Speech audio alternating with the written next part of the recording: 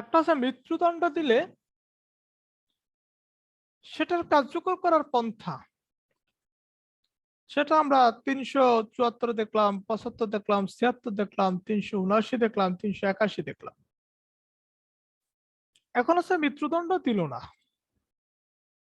মৃত্যুদণ্ড ছাড়া অন্যান্য দণ্ড দিলে কি হবে? জেল দিলে কি হবে? জেল দিলে যেটা হবে, ওয়ারেন্টের মাধ্যমে একটা ওয়ারেন্ট ইস্যু হবে এবং ওয়ারেন্ট ইস্যু করার মাধ্যমে তাকে ধরে জেলের মধ্যে আটকিয়ে রাখা হবে। এখানে ওয়ারেন্ট, এখানে কিছু প্রসেস আছে যে ওয়ারেন্টটা মানে ওই আসামির বিরুদ্ধে ওয়ারেন্ট ইস্যু হবে। এই ওয়ারেন্টটা কি করা হবে, এটা আবার 384-তে বলে দিছে যে যিনি হচ্ছেন officer in charge of the jail, যিনি কারাগারের অফিসার ইন চার্জ মানে হচ্ছে দায়িত্বপ্রাপ্ত, যেটাকে বলি জেলের যিনি দায়িত্বপ্রাপ্ত থাকবেন, দায়িত্বপ্রাপ্ত অফিসার থাকবেন, তার নিকট এই ওয়ারেন্টটা পাঠানো হবে। কারণ কি, নাহলে কোন আসামি মানে কোন জায়গা থেকে আসলো, কোন অপরাধের জন্য আসলো, এটা তার বোঝা যাবে না। এবং যে ওয়ারেন্টটা আছে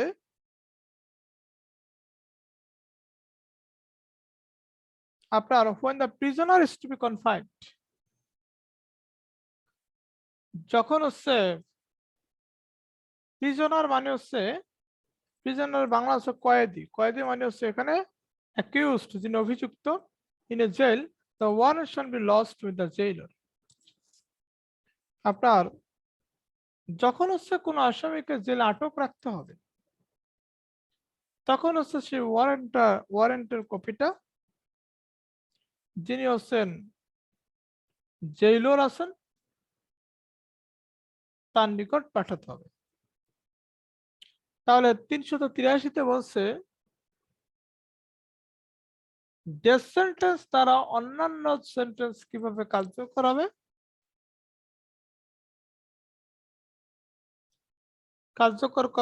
কার্যকর কিভাবে হবে, কার্যকর হবে ওয়ারেন্টের মাধ্যমে, ওয়ারেন্ট ইস্যুর মাধ্যমে, ওয়ারেন্ট ইস্যুর মাধ্যমে। ওকে, এবং এই ওয়ারেন্টের কপিটা জেলের যে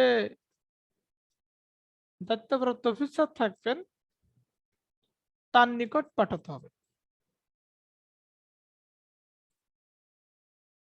এবং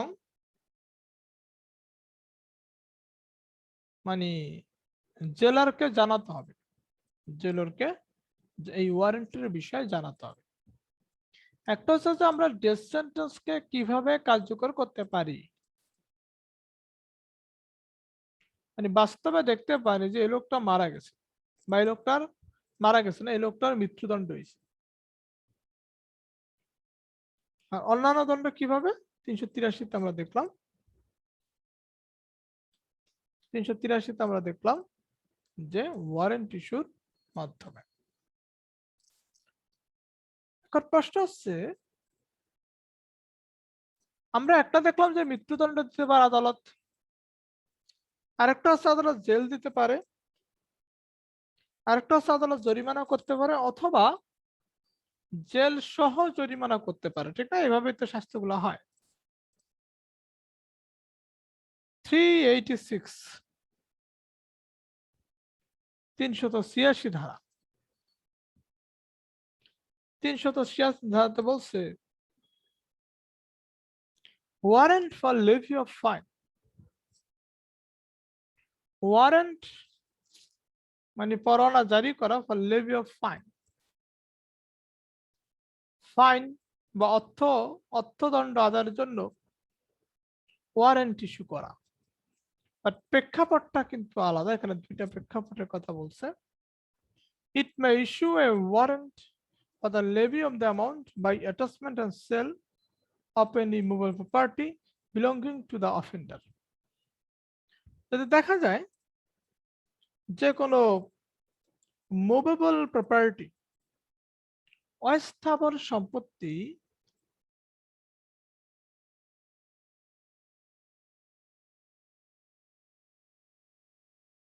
আপনার issue warrant for the levy of the amount by attachment and sale of any movable property belonging to the offender. অফেন্ডারের কাছে, অপরাধীর কাছে মুভেবল প্রপার্টি ধরেন সেল করছে, মানে উভয় পক্ষের সাথে ক্রয় বিক্রয় এরকম একটা কার্য সম্পাদিত হয়েছে। যে কোনো কারণে হোক,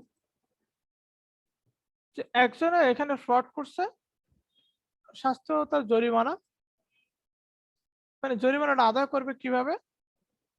মুভেবল প্রপার্টি ক্রয় বিক্রয়ের মাধ্যমে, এবং সেখানে আদালত ওয়ারেন্ট ইস্যু করতে পারে। আমরা অনেক সময় দেখি না যে যিনি হচ্ছেন জাজমেন্ট ডেটর থাকেন, মানে যিনি হচ্ছেন ডিফল্টার থাকেন, ডিফল্টার মানে যিনি হচ্ছেন দেনাদার থাকেন। তো দেনাদারের কাছ থেকে টাকা উঠানোর জন্য কি করা হয়? Issue a warrant to the collector of the district. তো যখন হচ্ছে আপনি জরিমানা আপনার ডিফল্ট হয়ে থাকবে, আপনি অনাদায়ী হয়ে থাকবেন, আপনি জানেন যে আপনার দ্বারা জরিমানা আদায় করা সম্ভব না,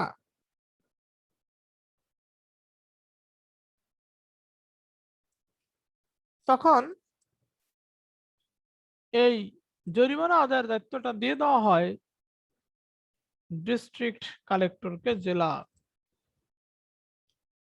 জেলার কালেক্টরকে ক্ষমতাটা দিয়ে দেয়। আমাদের রাজস্বটা আয় করে কিভাবে? ঠিক একইভাবে এখানে জেলা কালেক্টরকে এই জরিমানা আদায়ের জন্য ক্ষমতাটা দিয়ে দেওয়া হবে। তাহলে 386 হচ্ছে only for fine. Only for fine, যে ফাইন মানে হচ্ছে জরিমানাটা আমরা কিভাবে আদায় করতে পারি? জরিমানা আদায় করতে পারি আমাদের ওয়ারেন্ট ইস্যুর মাধ্যমে, ওয়ারেন্ট ইস্যুর মাধ্যমে। এবার আছে 379। 379 থেকে বলছে যে হু মে ইস্যু ওয়ারেন্ট, হু মে ইস্যু। এই যে আমরা যে ওয়ারেন্ট ওয়ারেন্ট বলতেছি, এই ওয়ারেন্টটা ইস্যু করবে কে? এই ওয়ারেন্ট ইস্যু করবে কে? এখানে স্পষ্ট করে বলে দিচ্ছে 389 না দাদা? 389, 389। Who may issue warrant, who may issue warrant।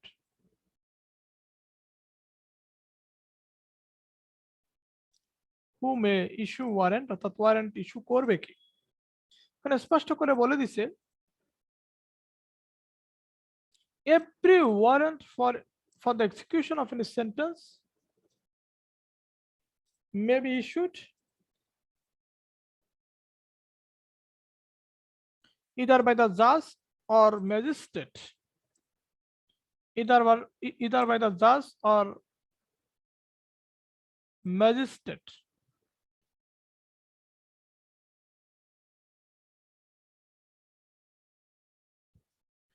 জজ বা ম্যাজিস্ট্রেট হচ্ছে ওয়ারেন্ট ইস্যু করবে who passed the sentence। এখানে একটা কন্ডিশন আছে, যিনি সেন্টেন্সটা পাস করবেন, অর্থাৎ যিনি সেন্টেন্সটা দিবেন, এরকম জাজ অথবা ম্যাজিস্ট্রেট কি করবেন? For the execution of any sentence, কোন দণ্ড কার্যকর করার জন্য ওয়ারেন্ট ইস্যু করতে পারে। সবাইকে ওয়ারেন্ট ইস্যু করতে পারবে। মূলত হচ্ছে যেই আদালত দণ্ড দেয়, যেই জাজ দণ্ড দেয়, যে ম্যাজিস্ট্রেট দণ্ড দেয়, সেন্টেন্স দেয়, সেই ম্যাজিস্ট্রেট হচ্ছে ওয়ারেন্ট ইস্যু করে থাকে। এটা হচ্ছে 389। এখন প্রশ্ন হচ্ছে, যেই ম্যাজিস্ট্রেট আমাকে দণ্ড দিছে, সেই ম্যাজিস্ট্রেট এখন আর সেখানে নাই। তাহলে যে ম্যাজিস্ট্রেট দণ্ড দিছে সেই ম্যাজিস্ট্রেটের পরিবর্তে যদি অন্য কোনো ম্যাজিস্ট্রেট আছে, তাহলে সেই ম্যাজিস্ট্রেট কি করতে পারবে? ওয়ারেন্ট ইস্যু করতে পারবে। সেই ম্যাজিস্ট্রেট ওয়ারেন্ট ইস্যু করতে পারবে। দাদা হ্যাঁ দাদা হ্যাঁ দাদা আমি আমি অনেকক্ষণ এই অনলাইনে ঢুকতে পারি নাই, আমার লাইনটা কেটেছে, আমি আর ঢুকতে পারি না। এই এখন ঢুকলাম, এর আমরা মধ্যে কি বলেছেন না আমরা বলেছেন আমি কিছুই জানি না। আমরা 389-এ আছি। হ্যাঁ, 389-তে আছি। জি জি জি। 389-তে আমরা দেখলাম যে আসলে আমরা যে ওয়ারেন্ট বলতেছি, পরোয়ানা জারি বলতেছি, এই পরোয়ানা কে ইস্যু করতে পারে? পরোয়ানা ইস্যু করবে সেই ব্যক্তি, যে ব্যক্তি আমাকে সেন্টেন্স দিবে, আমাকে শাস্তি দিবে। তার মানে হচ্ছে দণ্ড প্রদানকারী আদালতে কি করে? ওয়ারেন্ট ইস্যু করে। এখন প্রশ্ন হচ্ছে, আমি আজকে ফার্স্ট ক্লাস ম্যাজিস্ট্রেট হিসেবে আপনাকে দণ্ড দিলাম, আমি এখন নাই, আমার পরিবর্তে অন্য একজন এসে এখানে বসছেন, তাহলে সেখানে ওয়ারেন্ট ইস্যু করবে কে? যেই লোকটা মানে মানে ওই যে লোক দণ্ড দিচ্ছে সে লোকের পরিবর্তে যে ম্যাজিস্ট্রেট বা যে জাজ দণ্ড দিচ্ছে তার পরিবর্তে অন্য কোনো জজ বা ম্যাজিস্ট্রেট আসলে সে লোক হচ্ছে ওয়ারেন্ট ইস্যু করতে পারবে। অর্থাৎ হচ্ছে তার যে সাকসেসর হয় না, যেমন রাষ্ট্রপতি না থাকলে উপরাষ্ট্রপতি, ঠিক ওরকম। এবার আমরা চলে আসি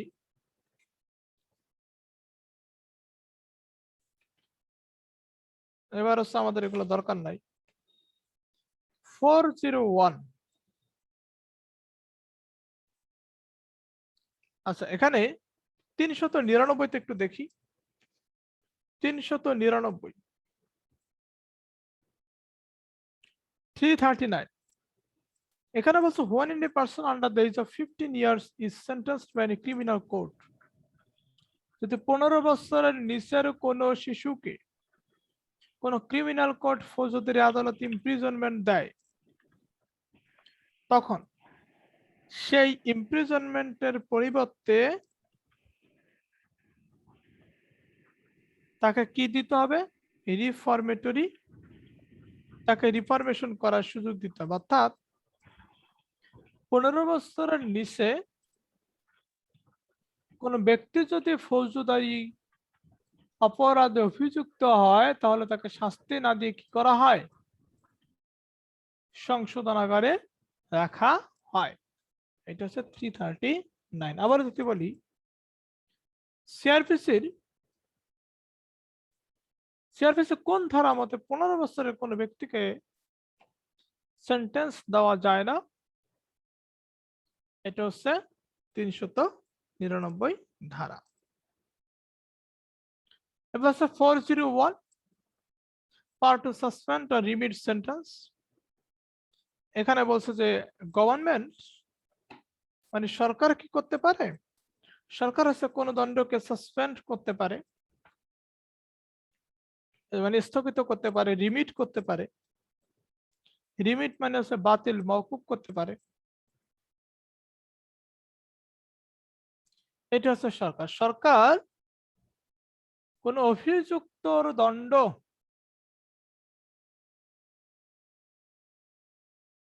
মওকুফ করতে পারে, কোন অভিযুক্তর দণ্ড স্থগিত করে দিতে পারে। ঠিক একইভাবে আমাদের জাস্ট এতটুকু মনে রাখি, ঠিক একইভাবে আমাদের 402 402 ধারাতে বলছে পাওয়ার টু কমিউট পানিশমেন্ট, মানে দণ্ডকে কমানো, শাস্তিকে কমানো।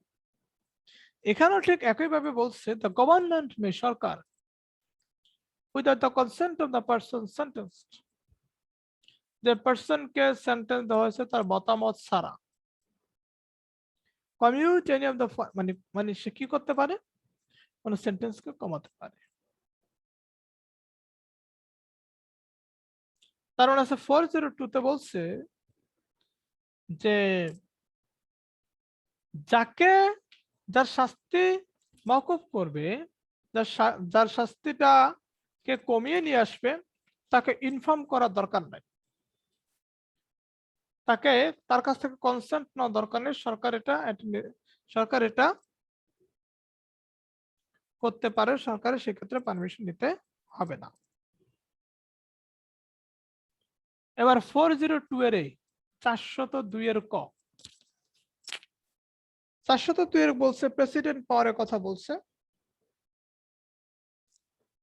যে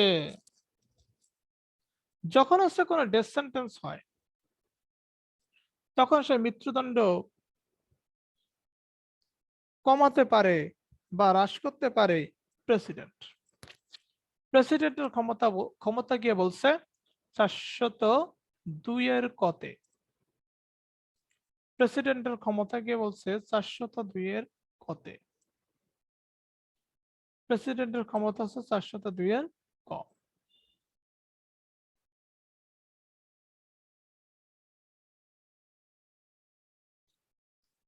তাহলে প্রেসিডেন্ট কি করতে পারে, রিমিট করার পাওয়ার হোল্ড, রিমিট মানে হচ্ছে বাতিল, রিমিট মানে হচ্ছে মওকুফ, সাসপেন্ড মানে হচ্ছে স্থগিত। কোন অভিযুক্তর অপরাধকে, মানে ডেথ সেন্টেন্স হলে হয়, সেটাকে কি করতে পারে প্রেসিডেন্ট, সেটাকে মওকুফ করে দিতে পারে। এটা বলছে 402 এর কতে, 402 এর ক। এবার আমরা আসি 403, খুব ইম্পর্টেন্ট, আমরা বারবার পড়ছি। এখানে বলছে পারসন ওয়ান্স কনভিক্টেড, মানে দণ্ডপ্রাপ্ত আসামি, একবার দণ্ডপ্রাপ্ত আসামি, আর অ্যাকুইটেড, খালাসপ্রাপ্ত, not to be tried for same offence,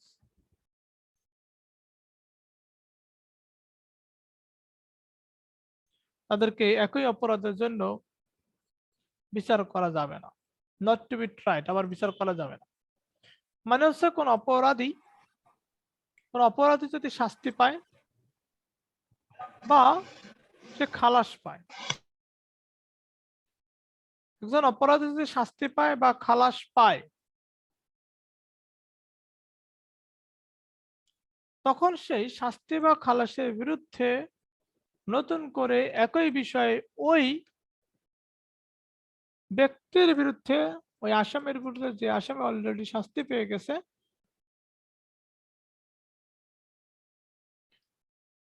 মামলা দায়ের করা যাবে না।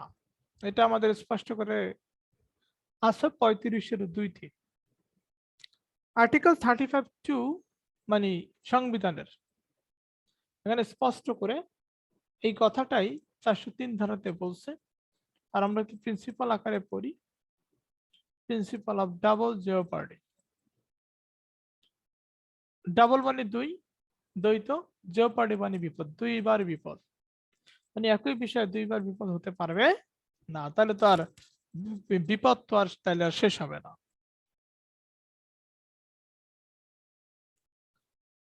ওকে,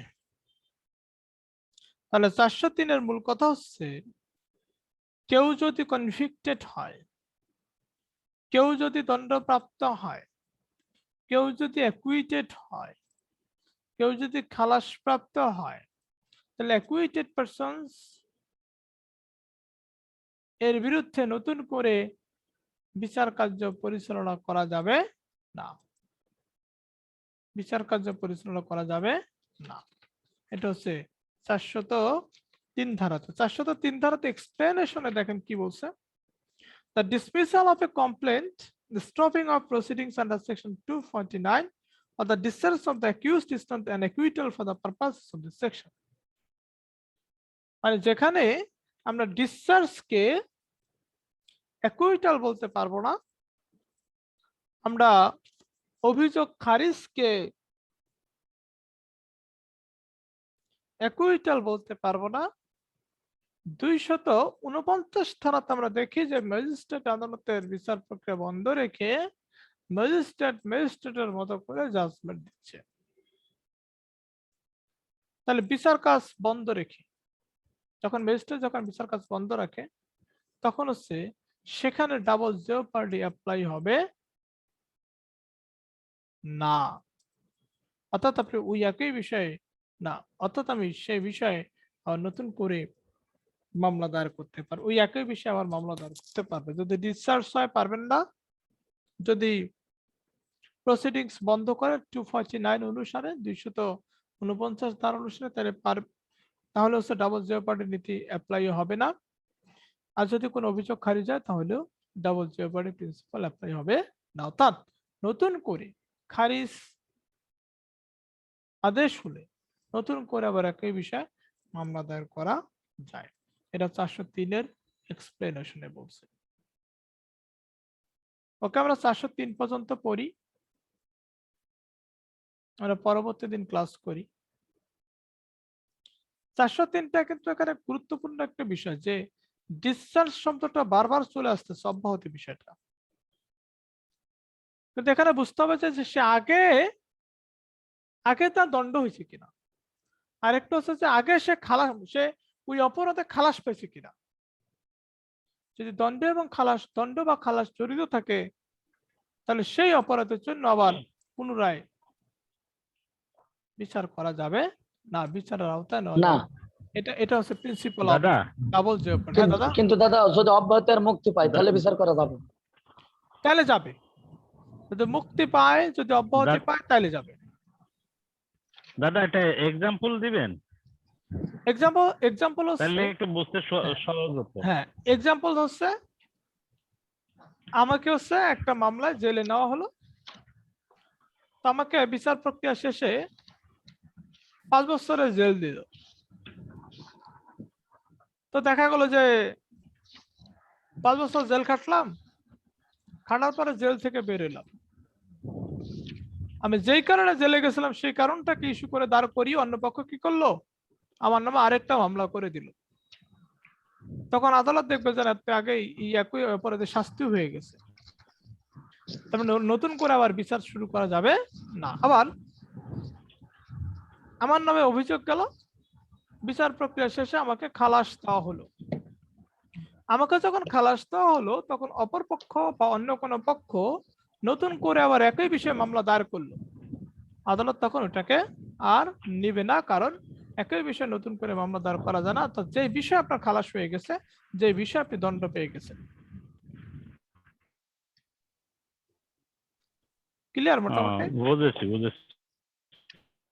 মানে আপনি আগে শাস্তি পাইছেন কিনা, আগে খালাস পাইছেন কিনা, যদি ওই অপরাধে শাস্তি পেয়ে থাকেন, ওই অপরাধে খালাস পেয়ে থাকেন, তাহলে পরবর্তীতে একই অপরাধের জন্য আবার আপনাকে যেমন হচ্ছে ধরেন আমি আপনার সাথে মিথ্যা কথা বললাম, আপনি আমাকে ধরে মারলেন, আমার কান্নাকাটি করা শেষ, আবার আপনি আমাকে মারলেন, তো একবার তো শাস্তি দিয়ে ফেলছেন, ঠিক না? এটা হচ্ছে বিষয়। আচ্ছা, আজকের ক্লাস থেকে কারো কোনো প্রশ্ন আছে?